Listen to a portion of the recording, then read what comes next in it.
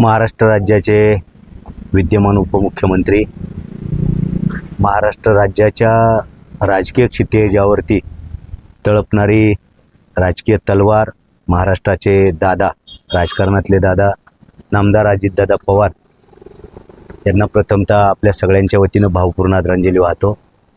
खरं तर महाराष्ट्राच्या राजकारणामध्ये जी काही थोर मंडळी होऊन गेली, स्वर्गीय यशवंतरावजी चव्हाण, वसंतदादा पाटील, बाळासाहेब ठाकरे, विलासरावजी देशमुख, आदरणीय शरद पवार साहेब नेतृत्व करतायत, उद्धव साहेब नेतृत्व करतायत, या सगळ्या जाणकार मंडळींनी महाराष्ट्र घडवण्याचं काम केलं. आणि त्या महाराष्ट्र घडवणाऱ्या व्यक्तींमध्ये एक नाव आपल्याला निश्चितपणाने घ्यावं लागेल, ते म्हणजे आदरणीय अजितदादा पवार. प्रचंड शिस्त, राजकारणामध्ये वक्तशीरपणा, दिलेला शब्द पाळणारे, जे पोटात ते ओठात, आणि ग्रामीण जनतेची नाडी ओळखून महाराष्ट्राच्या शेती, माती, उद्योग, व्यवसाय या सगळ्या क्षेत्रामध्ये ज्यांचा प्रचंड अभ्यास होता आणि ज्यांनी या सगळ्या क्षेत्रामध्ये प्रचंड काम केलं, शेती, सहकार, शिक्षण, सगळ्या क्षेत्रामध्ये, आर्थिक याच्यामध्ये देखील काम केलं, असं एक बहुआयामी व्यक्तिमत्व आदरणीय दादा. खरं तर आज ते आपल्यात नाही आहेत. दुर्दैवाने जिल्हा परिषद पंचायत समितीची रणधुमाळी सुरू असताना सकाळी मुंबईवरून पुण्याला बरोबर बारामतीला 7:30 वाजता लँडिंग होत असताना त्यांच्या विमानाला अपघात झाला. त्यांच्या सोबतीनं त्यांचे 6 सहकारी यांचं देखील देहावसन झालं. दादांसारख्या माणसाचं आपल्या सगळ्यांमधून जाणं हे निश्चितपणानं खूप दुःखदायक आहे, नुकसानीचं आहे. महाराष्ट्राचं प्रचंड मोठी हानी झाली, प्रचंड नुकसान झालेलं आहे. दादांच्या जाण्यानं महाराष्ट्र पोरका झालाय अशी भावना आपल्या सगळ्यांमध्ये आहे.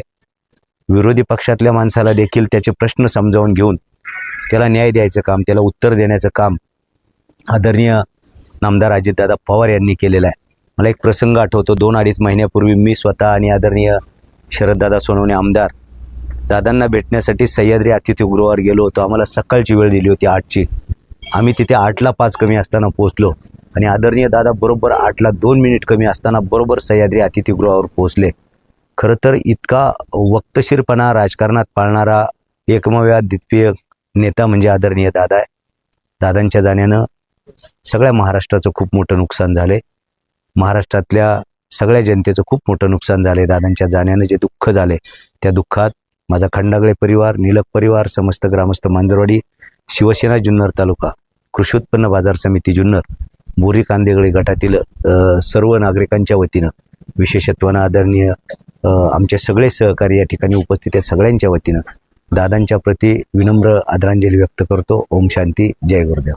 आता विश्वात्मके देवे येणे वाग्यज्ञ तोषावे, तोषोनी मज द्यावे पसाय दान हे, जे खळांची व्यंकटी सांडो तया सत्कर्मी रती वाढो, होता परस्परे पडो मैत्र जीवांचे, दुरितांचे तिमिर जाओ, विश्व स्वधर्म सूर्य पाहो, जो जे वांछील तोतेला भोग प्राणी जात, वर्षत सकळ मंगळी ईश्वर निष्ठांची मांदी आळी, अनवरत भूमंडळी भेटू तया भूता, चला कल्पतरुचे आरव, चेतना चिंतामणीचे गाव, बोलते जे अर्णव पियुषांचे, चंद्रमे जे अलांछन, मार्तंड जे तापहीन, ते सर्वाही सदा सज्जनान सोयरे होत, किंबहुना सर्व सुखी पूर्ण होनी तिन्ही लोकी, वजदो आदी पुरखी अखंडित आणि ग्रंथोपजीवे, विशेष लोकी दृष्टादृष्ट विजय व्हावे, येत म्हणे श्री विश्वेश्वराओ, हा होईल दान पसाओ, येणे वरे ज्ञान देवो सुख्या जा,